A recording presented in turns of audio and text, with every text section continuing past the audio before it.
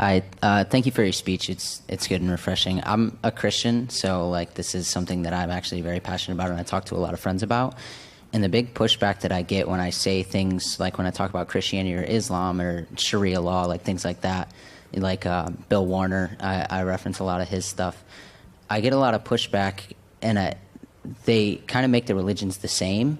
Right. And they don't necessarily understand that like they have completely different teachings. It's not just like they all carry the same universal morality. So like what advice would you give to kind of break that barrier?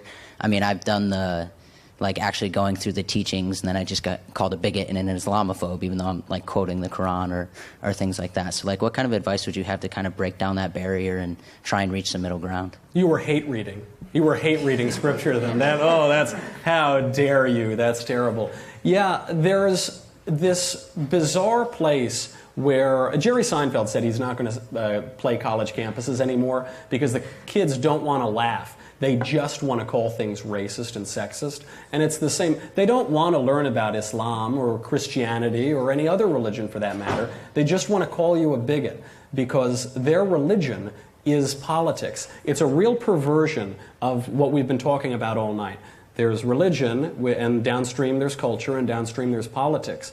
But this awful materialism, this awful relativism, this awful postmodernism, use whatever ism you want here, instead of looking up in the culture worshiping what is of the cult, it looks down and it worships the politics. Feminists did this in the 1960s and said, the political is personal, the personal is political. This worship of that, because everybody's got to serve somebody. So I would always begin from a position of humility. The least informed are usually the loudest. And so it's an important realization when you realize you don't know very much compared to other people. I would do it that way. I would ask them, sometimes I get asked about abortion. And they say, but it's not a life, and it's not a this, and it's not a that. I say, how sure are you? How sure? Because, I don't know, maybe it's not a morally dignified life. Maybe there's only a 5% chance.